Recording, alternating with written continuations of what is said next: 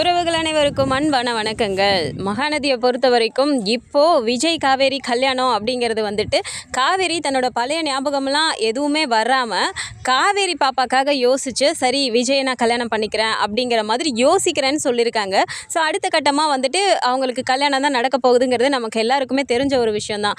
ஆனால் இப்போது அவங்களுக்கு ஞாபகமே வராமல் இப்படி ஒரு கல்யாணத்தை பண்ண போகிறாங்க, அதுவும் பாப்பாக்காக. அப்படிங்கும்போது பிபி சார் வந்துட்டு ஒரு போஸ்ட் ஒன்று சொல்லியிருந்தார். திரும்பவும் வந்துட்டு நம்ம கண்டினியூ பண்ணுவோம் வில் ஹோப்ஃபுல்லி அப்படின்னு சொல்லி போட்டு ஒரு போஸ்ட்டும் போட்டிருக்காரு. அப்படின்னா அப்போ திரும்பவும் காவேரியோட நினைவு திரும்புகிற மாதிரி MN2 வரப்போகுதா, இல்லை இவங்க 2 பேர் பேரையே வச்சு இதே கதைக்களம் இல்லைனாலும் வேற ஒரு கதைக்களமாவது வருமா அப்படிங்கிற எனக்கு ஒரு சின்ன ஆசை இருக்குது. அதே மாதிரி நீங்களும் நினச்சிங்கன்னா மறக்காமல் இந்த வீடியோக்கு ஒரு லைக்கை மட்டும் கொடுத்துருங்க. ஸோ வீட்டில் வந்துட்டு பாப்பா காவேரி கிட்ட போயிட்டு நைட்டு தூங்குறதா இருக்கட்டும், விஜய் வந்து முகம் கொடுக்காம பேசுகிறதா இருக்கட்டும், எல்லாமே காவேரிக்கு ரொம்பவுமே ஹர்ட் ஆகுது. ஸோ இதை பற்றி நிவின் கிட்ட போய் பேசும்போதுமே விஜய் பண்ணுறது கரெக்டு தான் அப்படிங்கிற மாதிரியும் சொல்லிட்டாரு. ஸோ மறுநாள் காலையில் அம்மாவை வந்துட்டு கூட்டிகிட்டு போகும்போதுமே எல்லாருக்கிட்டையும் போயிட்டு வரேன்னு சொல்லிட்டு இப்போது காவேரி முகத்தை கூட பார்க்காம அவர் கிளம்பியுமே போடுறாரு. ஸோ காவேரி வீட்டில் சாமி கும்பிட்டுட்டு நின்றுட்டு இருக்கும்போது இப்போ நிவினே போய் கேட்குறாரு, ஏன் காவேரி உங்ககிட்ட ஒரு விஷயம் கேட்டால் தப்பாக எடுத்துக்க மாட்டியே அப்படிங்கிறாங்க.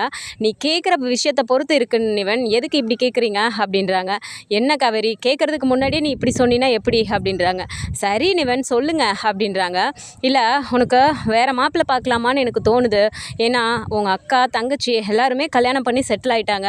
இதோ இப்போ நர்மதாவும் படிப்பை முடிச்சிட்டா அப்படின்னா அவளும் கொஞ்ச நாளில் கல்யாணம் பண்ணிடுவா. நீ மட்டும் கல்யாணம் பண்ணாமல் என்ன பண்ண போகிற? உனக்கு அதான் வேறு மாப்பிள்ளையாவது பார்க்கலாமான்னு எனக்கு தோணுது அப்படின்றாங்க.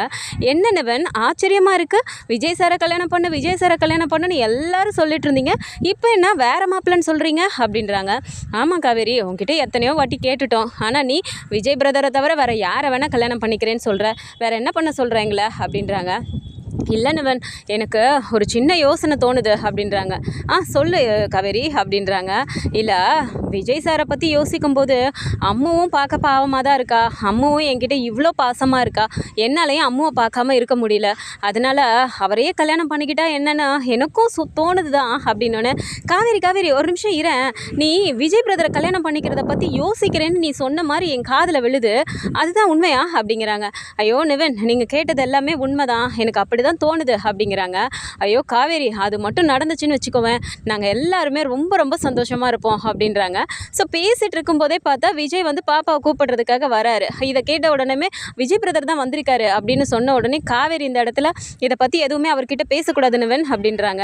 ஐயோ காவேரி நான் இதை பற்றி அவர்கிட்ட எதுவுமே பேச மாட்டேன் அப்படின்னு சொல்கிறாங்க. கூடவே காவேரி என்ன சொல்கிறாங்க, இத்தனை நாளாக அவரே என்கிட்ட வந்து கேட்டப்போ நான் வேணான்னு சொல்லி அவாய்ட் பண்ணிட்டேன், ஆனால் இப்போ போய் திரும்ப நான் ஓகேன்னு சொல்கிற மாதிரி பேசினேன்னா அவர் என்ன ஒரு மாதிரி நினச்சிருவாரோன்னு தோணுது அப்படின்றாங்க. என்ன காவேரி நீ பேசுகிற, இந்த விஷயம் தெரிஞ்சால் விஜய் பிரதர் சந்தோஷம் தான் படுவார், நீ விடு பார்த்துக்கலாம் அப்படின்னு சொல்லிட்டு இப்போ நேராக வராங்க. ஸோ பாப்பா கூட்டிகிட்டு விஜயும் கிளம்பி போயிடுறாரு. வீட்டில் என்ன ஆகுதுன்னா நிவன் போயிட்டு யமுனா கிட்ட மட்டும் தனியாக சொல்கிறாரு, இந்த மாதிரி ஒரு முக்கியமான விஷயம் சொல்லணும் யமுனா உங்ககிட்ட அப்படின்றாங்க. என்னாச்சு நிவன் அப்படின்றாங்க. எவ்வளோ சந்தோஷமான விஷயம் தெரியுமா இது அப்படின்னு நிவன் சொன்னதுமே அப்படியே யமுனா ஒரு மாதிரி பார்த்துட்டு, நிவன் எதுக்கு இப்படி சர்ப்ரைஸாக வச்சுட்டு இருக்கீங்க, தயவு செஞ்சு சொல்லுங்கள் அப்படின்னோடனே காவேரி விஜய் பிரதரை பற்றி கல்யாணம் பண்ணிக்கிறதுக்கு யோசிக்கிறேன்னு சொல்லியிருக்கா அப்படின்றாங்க. ஐயோ நிவன் என்ன சொல்கிறீங்க, எப்போ சொன்னா அப்படின்றாங்க. ஆமாம் விஜய் பிரதரும் இப்போ கொஞ்சம் கொஞ்சமாக அவாய்ட் பண்ண ஆரம்பிச்சிருக்காருல்ல மேடம், மனசில் இப்போ தான் அது கொஞ்சம் ஏதோ ஒரு மாதிரி பண்ணுது போல இருக்குது, அதனால் இப்போ தான் என்கிட்ட சொன்னா, அதுவும் அவளாக சொல்லலை, நானாக போய் கேட்டேன் உனக்கு வேறு மாப்பிள்ளை பார்க்கவான்னு கேட்டதுக்கப்புறமா இல்லை அவரையே கல்யாணம் பண்ணிக்கலாம் நான் யோசிக்கிறேன்னு சொல்லியிருக்கா அப்படின்னு சொல்லி சொன்ன உடனேமே அப்படியே யமுனாக்கு அப்படி ஒரு சந்தோஷமாகுது. சூப்பரில் நிவன், இதுக்காக தான் நம்ம இத்தனை நாள் காத்துட்டு இருந்தோம், அவளுக்கு ஞாபகமே வரலனாலும் பரவாயில்ல, விஜய் மாமாவை கல்யாணம் பண்ணிவிட்டு அம்மா கூட அவள் இருந்தானாலே நமக்கு எல்லாருக்கும் சந்தோஷம் தானே அப்படின்றாங்க. ஆமாம் யமுனா எனக்கும் அது கேட்டோன்னே எவ்வளோ சந்தோஷமாக இருந்துச்சு தெரியுமா, இதை முதல்ல விஜய் பிரதர் கிட்ட சொல்லணும், அவரும் ரொம்ப சந்தோஷப்படுவார் அப்படின்றாங்க. சரிங்க நிவன் மாமா கிட்ட சொல்லுங்க அப்படின்னு சொல்லிட்டு பேசிகிட்டு இருக்காங்க.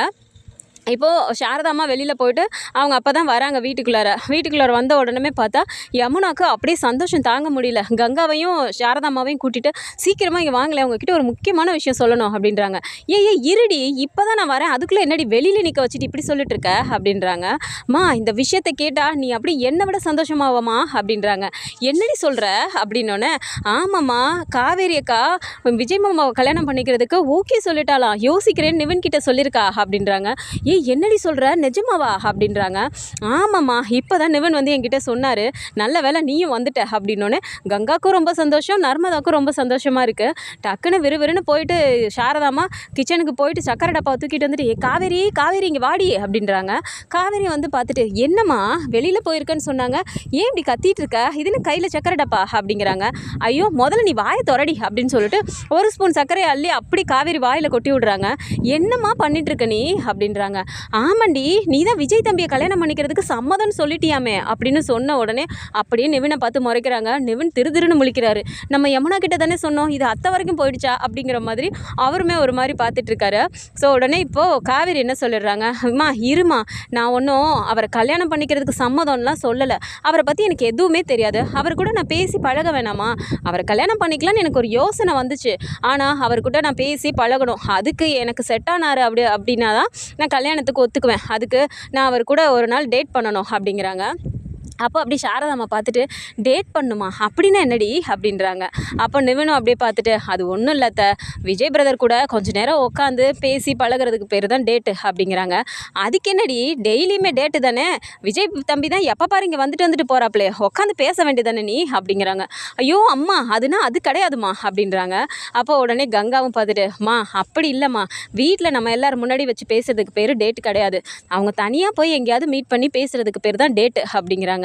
என்ன கருமமோ எப்படியோ நீ விஜய் தம்பிக்கிட்ட போய் பேசு, உனக்கு அதெல்லாம் நல்லாவே பிடிக்கும், அந்த தம்பியை பிடிக்கலன்னு யாராவது சொல்ல முடியுமா சொல்லு அப்படிங்கிறாங்க. அப்படியே காவேரி ஒரு மாதிரி பார்த்துட்டு, என்ன நிவன் முடிஞ்ச வரைக்கும் செஞ்சு விட்டீங்க போல அப்படிங்கிறாங்க. ஐயோ அப்படிலாம் இல்லை, நானும் அத்தைக்கிட்ட சொல்லலை அப்படிங்கிறாங்க. நீங்கள் சொல்லலைன்னா எப்படி தெரியும் அப்படின்னோன்னு யமுனா அப்படியே பார்த்துட்டு, அக்கா நான் தான்க்கா சொன்னேன் அப்படின்றாங்க. அப்படின்னா யமுனா கிட்ட நீங்கள் சொல்லியிருக்கீங்க அப்படி தானே, அப்படியே பொண்டாட்டிக்கிட்ட எல்லாத்தையும் ஒப்பிச்சிடணுமோ அப்படின்னு சொல்கிறாங்க. ஸோ நிவின் வந்துட்டு, சரி நீங்கள் பேசிட்டுருங்க, எனக்கு கொஞ்சம் வேலை இருக்குது, நான் வெளியே போயிட்டு வரேன் அப்படின்றாங்க. அப்படியே காவேரி பார்த்துட்டு, என்ன நிவின் விஜயை பார்க்க தானே போகிறீங்க அப்படிங்கிறாங்க. ஐயோ காவேரி இல்லை அப்படின்றாங்க. இப்போ நீங்கள் அவரை பார்க்க தான் போகிறீங்க அப்படிங்கிறாங்க. காவேரி நான் தான் இல்லைன்னு சொல்கிறேனே அப்படின்றாங்க. அப்போ யமுனா பார்த்துட்டு, ஏங்க அக்கா தான் இப்படி அழுத்தி சொல்கிறாள் அப்படின்னா நீங்கள் அவரை போய் பாருங்கன்னு தான் சொல்கிறா அப்படின்றாங்க. ஓ அப்படியா காவேரி அப்படின்றாங்க. ஆமாம் அவர்கிட்ட நான் சொன்னேன்ல, இப்போது அவர்கிட்ட டேட் பண்ணணும்னு சொல்லிட்டு அவர்கிட்ட பேசி பழகுனா தான் என்னால் அவரை பற்றி புரிஞ்சுக்க முடியும், அதுக்கு அவர் ஓகேவான்னு கேளுங்க முதல்ல அப்படின்றாங்க.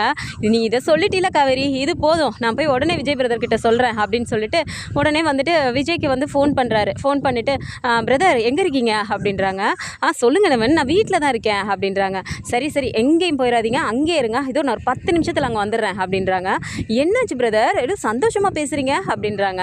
ஐயோ பிரதர் நான் வந்து சொல்கிற விஷயத்தை கேட்டால் நீங்கள் அதுக்கு மேலே சந்தோஷப்படுவீங்க, இருங்க நான் நேரில் வந்து சொல்கிறேன் அப்படின்னு சொல்லிட்டு ஃபோனை வச்சிடுறாரு.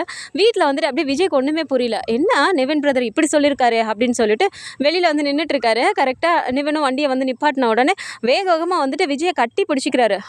நிவின் என்ன பண்ணுறீங்க நீங்கள் அப்படிங்கிறாங்க. விஜய் இன்னைக்கு என்ன ஒரு விஷயம் நடந்துச்சுன்னு தெரியுமா உங்களுக்கு அப்படிங்கிறாங்க.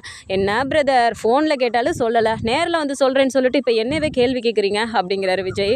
ஐயோ காவேரி கிட்ட நான் போயிட்டு உனக்கு வேறு மாப்பிள்ளை பார்க்குறேன்னு கேட்டேன், ஆனால் அதுக்கு இந்த மாதிரி என்ன புதுசாக வந்து கேட்குறீங்க, நீங்கள் அவரை தானே கல்யாணம் பண்ணிக்க சொல்லி எல்லாருமே சொல்லிட்டு இருந்தீங்க, நானே அதை பற்றி யோசிக்கலான்னு நினைக்கும் போது நீங்கள் என்ன வேறு மாப்பிள்ளை பார்க்குறீங்கன்னு சொல்லி என்கிட்ட கேட்டால் தெரியுமா அப்படின்னு சொன்ன உடனே விஜய்க்கு அப்படியே ஒரு மாதிரி தலைகால் புரியல.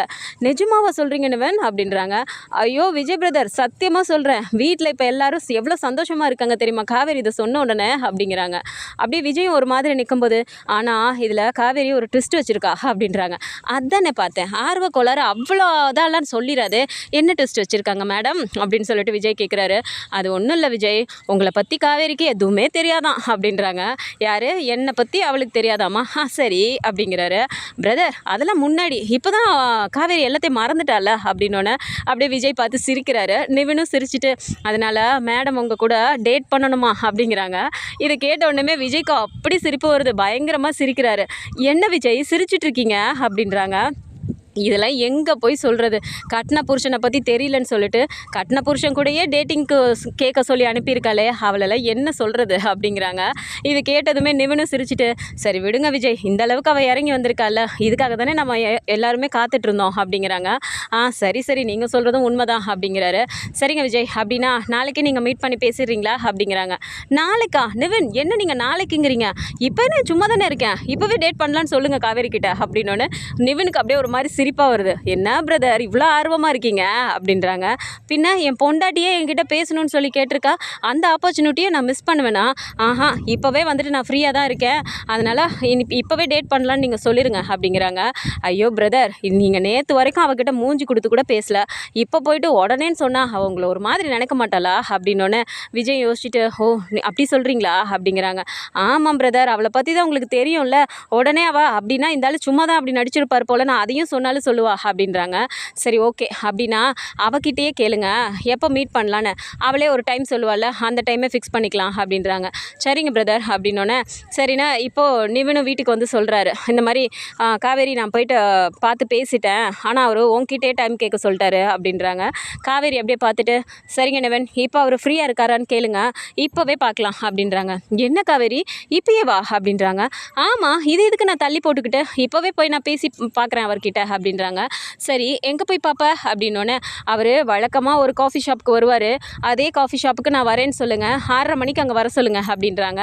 உடனே சரி ஓகே நான் சொல்லிடுறேன் அப்படின்னு சொல்லிட்டு நிவனும் விஜய்க்கு ஃபோன் பண்ணி சொல்லிடுறாரு.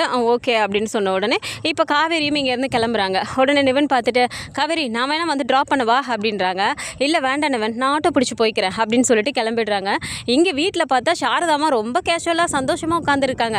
இப்போ போயிட்டு நர்மதா பார்த்துட்டு, என்னம்மா உன் பொண்ணு மாப்பிள்ளையை பார்க்க போயிட்டானோடனே ரொம்ப சந்தோஷமாக இருக்க போலக்கு, அங்கே போய் வழக்கம் போல் மாமா கிட்ட ஏதாவது சொதப்பி விட்டுட்டு இப்போ ஏதாவது கோவத்தில் வந்து கத்த போகிறா உன் பொண்ணு அப்படிங்கிறாங்க.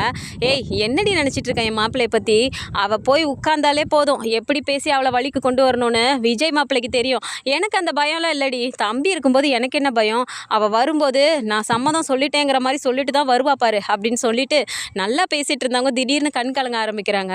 ஐயோ என்னம்மா நான் கேட்டதுனால எதுவும் சங்கடப்பட்டியா, நான் சும்மா தாம்மா கேட்டேன் அப்படின்னு சொன்ன உடனே, அப்படி இல்லடி நேற்று நைட்டு தான் அம்மு போயிட்டு காவேரி கிட்ட அப்படி கட்டி பிடிச்சிட்டு தூங்கும்போது, எப்படியாவது இவங்களை சேர்த்து வச்சிரு, என் மருமகன் என் பேரப்பிள்ளைன்னு எல்லாரும் ஒன்றா ஒரே குடும்பமாக வாழணும், நான் எப்படியாவது இதை நீ பண்ணிட்டீன்னா நான் நடந்தே வந்து மொட்டை போடுறேன்னு பழனிமலை முருகன்கிட்ட நான் வேண்டிக்கிட்டேன்டி, நான் வேண்டின உடனே அவர் என் வேண்டுதலை இப்படி நிறைவேற்றுவாருன்னு நான் நினச்சி கூட பார்க்கலடி அப்படின்னு சொல்லிட்டு கண்ணெல்லாம் கலங்குறாங்க. அப்போ எல்லாருமே பார்த்துட்டு, அம்மா என்னம்மா எதுக்குமா இப்போ கண் கலங்கிட்டு இருக்க, இது சந்தோஷப்படுற நேரமா, நீ ஃபீல் பண்ணாத விடு, அதான் விஜய் இருக்காருல பார்த்துக்குவாரு அப்படிங்கிறாங்க. இதே மாதிரி நேராக அங்கே காஃபி ஷாப்புக்கு போன உடனே அப்போ பார்த்தா அதுக்கு முன்னாடியே விஜய் ரொம்ப ஆர்வமாக அவள் எங்கே வந்துருவாளோ, லேட்டாக நம்ம போனால் அவள் திட்டுவாளோ அப்படிங்கிற மாதிரி முன்னாடியே போய் அங்கே உட்காந்துருக்காரு. ஸோ காவேரியும் உள்ளே போயிட்டு இப்படி பார்க்குறாங்க, விஜய் இங்கேருந்து கையை காட்டுறாரு. ஸோ நேராக போயிட்டு அங்கே உட்காந்து 2 பேரும் இப்போ மனசு விட்டு பேச ஆரம்பிக்கிறாங்க. ஸோ இந்த மாதிரியான கதைக்களம் வந்தால் நல்லா இருக்கும்னு நினச்சிங்கன்னா மறக்காமல் நம்மளோட சேனலை சப்ஸ்கிரைப் பண்ணிக்கோங்க. அண்ட் வீடியோ பிடிச்சிருக்கு அப்படின்னா சின்னதை லைக்கை மட்டும் கொடுத்துருங்க. தேங்க்ஸ் ஃபார் வாட்சிங்.